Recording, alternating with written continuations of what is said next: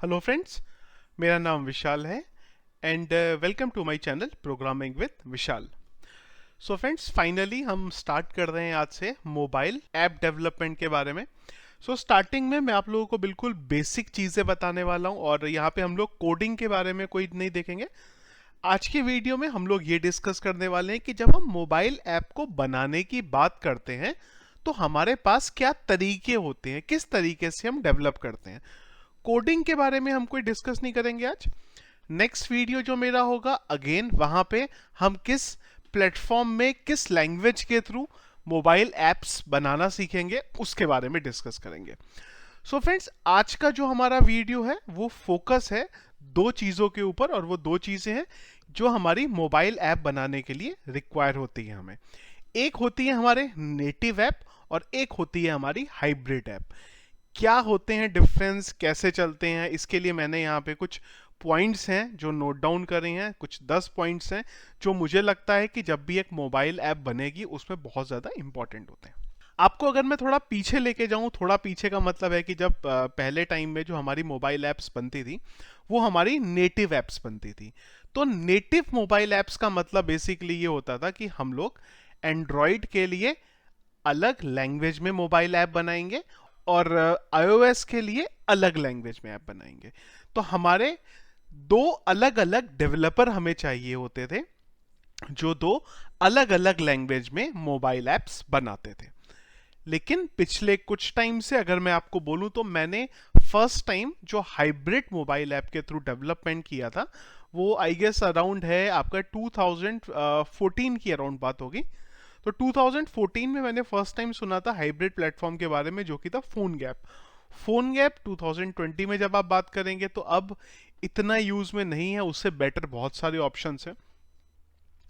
तो जब मैं हाइब्रिड की आपको बात करता हूं तो हाइब्रिड में हम लोग क्या होता है कि हम लोग HTML, CSS और जावास्क्रिप्ट इन तीन चीजों के थ्रू ऐप बनाते हैं। क्या क्या चीजों में डिफरेंस होता है वो वन बाय वन आपको मैं यहां पे बताऊंगा। सबसे पहली चीज है मेरी प्लेटफॉर्म स्पेसिफिक। प्लेटफॉर्म स्पेसिफिक का मतलब यहां पे ये है कि जो नेटिव मोबाइल एप्स आपकी बनती हैं एंड्रॉइड के लिए, जैसा कि मैंने अभी बोला आपको, एंड्रॉइड के लिए आपको अलग लैंग्वेज की जरूरत पड़ेगी। iOS पे ऐप बनाने के लिए आपको अलग लैंग्वेज की जरूरत पड़ेगी। एक मोबाइल ऐप बनाना है पर अलग अलग प्लेटफॉर्म के लिए हमें अलग अलग कोड लिखना पड़ेगा। मतलब एक तरीके से अगर आप देखें तो आपको दो अलग अलग ऐप बनानी पड़ेंगी सिंगल ऐप के लिए। थोड़ा सा जो स्टेटमेंट है मेरा उसमें आप कंफ्यूज हो सकते हैं। दो अलग अलग ऐप का मतलब दो अलग अलग टेक्नोलॉजी में आपको ऐप बनानी पड़ेगी। ये हमारा नेटिव मोबाइल ऐप में ऐसा होता है। जब हम हाइब्रिड मोबाइल ऐप की बात करते हैं तो हाइब्रिड में हम एक ही टेक्नोलॉजी में ऐप बनाते हैं, एक ही हमारा कोडिंग होता है। अगर मैं आपको बोलूं तो 95% हमारी कोडिंग सेम होती है, iOS के लिए भी एंड्रॉइड के लिए भी। विंडो को मैं यहाँ पे कंसीडर नहीं करता हूँ क्योंकि उसके जो यूजर्स हैं बहुत कम है, तो उसको हम इग्नोर करके चल रहे हैं आज की डेट में।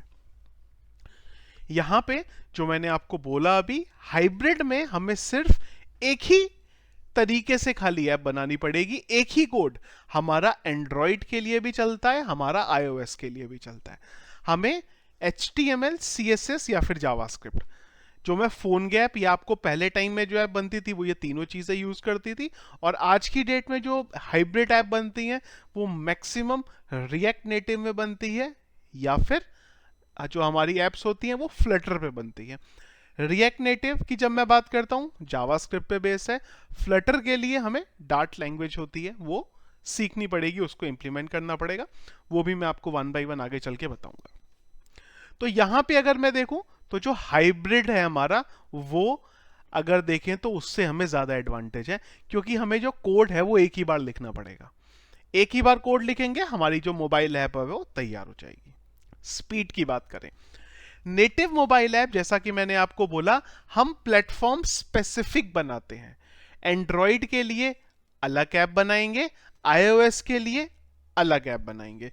जब आप स्पेसिफिक अपने मोबाइल के लिए, अपने ऑपरेटिंग सिस्टम के लिए ऐप बनाने जाएंगे तो ऑब्वियस सी बात है आपकी जो मोबाइल ऐप की स्पीड होगी वो बहुत बेटर होगी।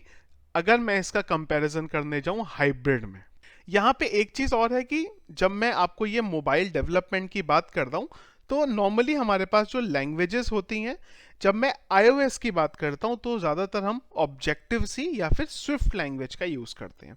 सेम टाइम पे जब मैं एंड्रॉयड ऐप डेवलपमेंट की बात करता हूँ तो वो टाइम पे हम लोग जावा का यूज़ करते हैं। तो यहाँ पे अगर स्पीड की बात करेंगे तो डेफिनेटली नेटिव मोबाइल ऐप की स्पीड बेटर होती है हाइब्रिड के कंपैरिजन में। लेकिन अगेन ऐसा नहीं है कि कोई बहुत ज्यादा डिफरेंस है, कुछ ऐसा नहीं है कि जमीन आसमान का अंतर है, पर हाँ डेफिनेटली अगर आप देखेंगे तो स्पीड नेटिव की बेटर होगी, पर हाइब्रिड भी थोड़ा नीचे ही है, बहुत ज्यादा फर्क नहीं है। स्केलेबल, अगर आपने एक मोबाइल ऐप बनाई पर आपको आगे उसको नेक्स्ट लेवल पे लेके जाना है, अगेन नेटिव ऐप बहुत ज्यादा स्केलेबल है, क्योंकि जैसा कि मैंने पहले आपको बोला वो प्लेटफॉर्म स्पेसिफिक हमारी बनती है, इसलिए वो ज्यादा स्केलेबल है। हाइब्रिड अगेन इतनी स्केलेबल नहीं है जितनी नेटिव ऐप है। अगेन यहां पे अगर आप देखें तो नेटिव ऐप ज्यादा बेटर है। इंटरेक्टिव की बात करेंगे, अगेन सेम चीज आ जाती है फिर से, जैसा कि तब से मैं आपको बोलता आ रहा हूं, प्लेटफॉर्म स्पेसिफिकली बनेगा तो वो भी नेटिव का बेटर होता है हाइब्रिड के कंपैरिजन में। परफॉर्मेंस, ये बहुत इंपॉर्टेंट चीज है। परफॉर्मेंस भी अगेन नेटिव का बेटर होता है, लेकिन परफॉर्मेंस में आपको समझना पड़ेगा कि आप करने वाले क्या हैं। ये चीज डिपेंड करती है आपकी मोबाइल ऐप की फंक्शनैलिटी पे। पर यहां भी अगर आप देखेंगे तो नेटिव जो है वो ज्यादा बेटर है हाइब्रिड के कंपैरिजन में। तो यहां पे अभी तक हमने जितने पॉइंट देखे, मैं फर्स्ट 5 पॉइंट की बारे में बात करूं तो हाइब्रिड प्लेटफॉर्म स्पेसिफिक केस में बेटर था, पर उसके अलावा जितने पॉइंट है उनमें नेटिव बेटर है। इसके बाद चलेंगे इंटरेक्ट विद डिवाइस यूटिलिटीज, मतलब जो हमारे मोबाइल फोन है हमारे पास, चाहे वो एंड्रॉयड है चाहे वो iOS है, अगर हम हमारे फोन के साथ डायरेक्टली कम्युनिकेट करना चाहते हैं, हम हमारे मोबाइल फोन के किसी फीचर को डायरेक्टली यूज करना चाहते हैं, जैसे कि सिंपल वे में आपको बोलूं कैमरा है, लोकेशन है, नेटिव मोबाइल जो मोबाइल ऐप होती है हमारी वो ज्यादा अच्छे से इंटरेक्ट कर सकती है कंपेरेटिव टू हाइब्रिड। तो ये जो 5 पॉइंट है हमारे, speed, scalable, interactive, performance, interact with device utilities, इन सब में नेटिव ऐप बेटर है हाइब्रिड ऐप से। अब यहां से स्टार्ट होगा हमारा जो हाइब्रिड है उसके बारे में। लैंग्वेज, जैसा कि मैंने आपको बताया, नेटिव ऐप बनाने के लिए अगर मैं एंड्रॉयड और iOS की बात करूं तो हमें 2 अलग अलग लैंग्वेजेस की जरूरत पड़ती है। हाइब्रिड में एक ही लैंग्वेज में हमारा काम हो जाएगा। यहां पे जो पॉइंट है वो हाइब्रिड को मिलता है। यहां पे मतलब ये है कि अगर मेरे को नेटिव मोबाइल ऐप बनानी है तो मुझे 2 डेवलपर रखने पड़ेंगे, पर अगर मेरी मोबाइल ऐप हाइब्रिड बन रही है तो मेरा एक डेवलपर ही वो मोबाइल ऐप बना देगा। अब आ जाती है इंपॉर्टेंट चीज, अगर मोबाइल ऐप बन रही है तो कॉस्ट।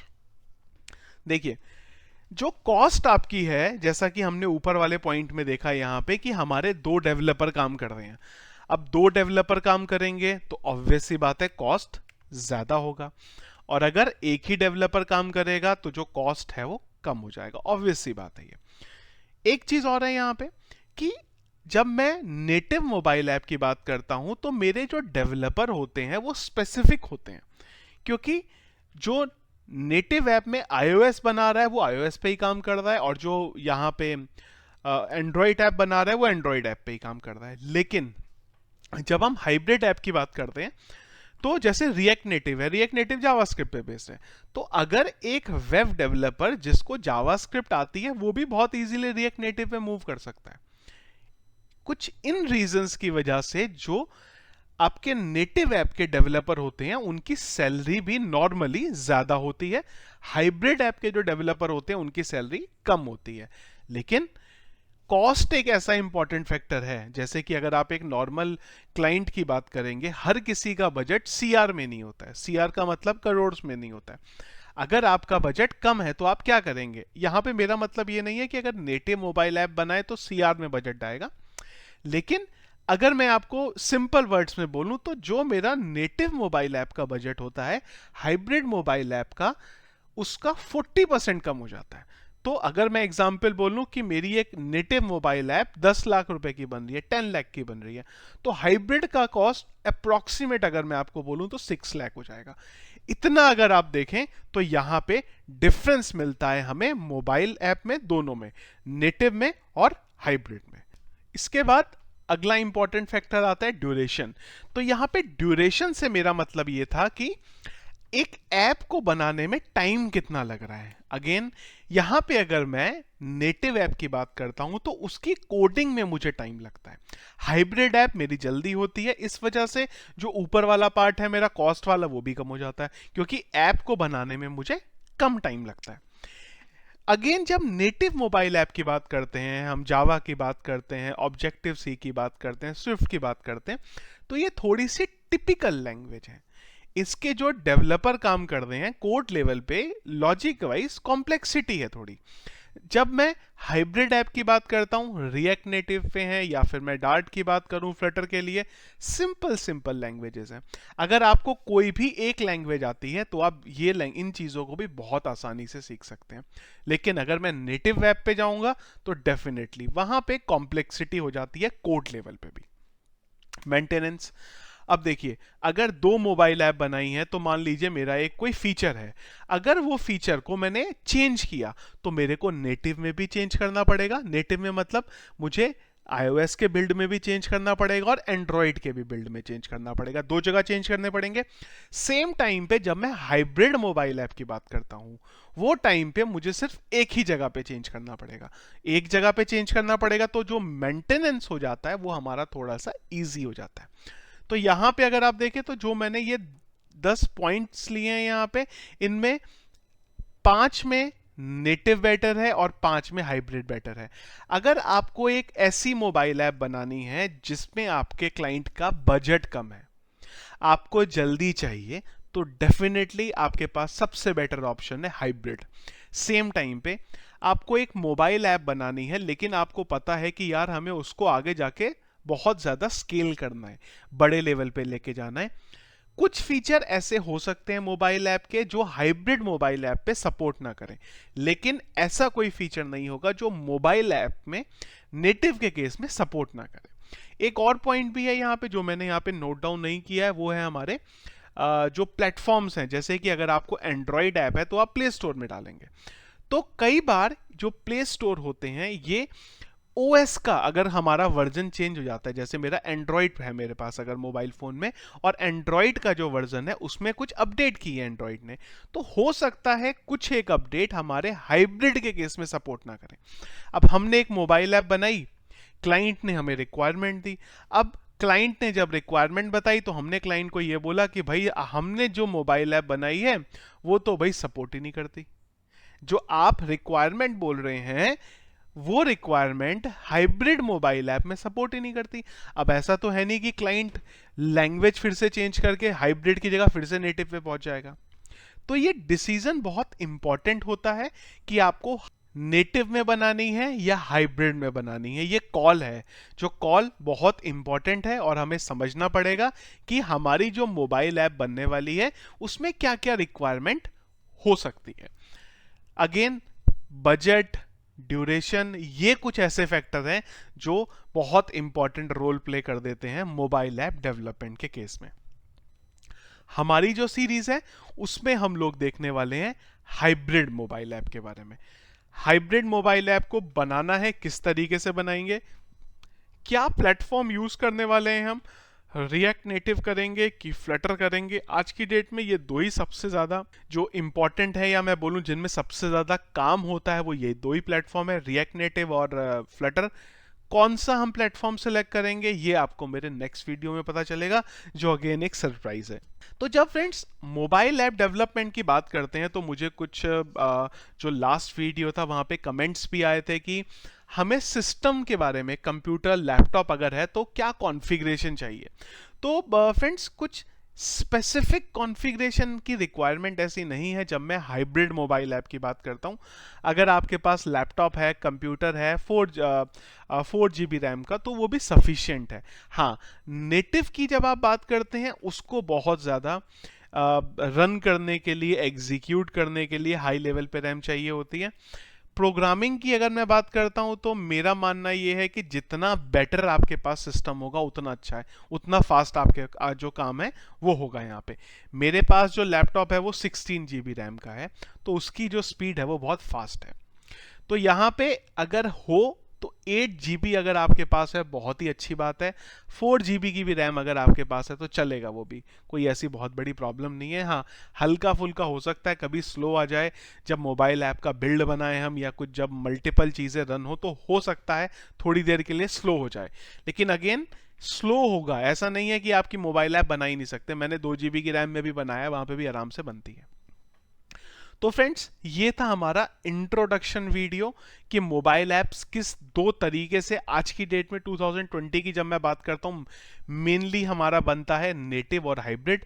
आई होप जो दोनों में डिफरेंस है जो मैंने आपको यहां बताने की कोशिश करी है वो आपको समझ आया होगा। कहीं पे कोई भी क्वेश्चन है, कोई भी डाउट है, तो प्लीज वीडियो के कमेंट बॉक्स में आप मुझे बताइए।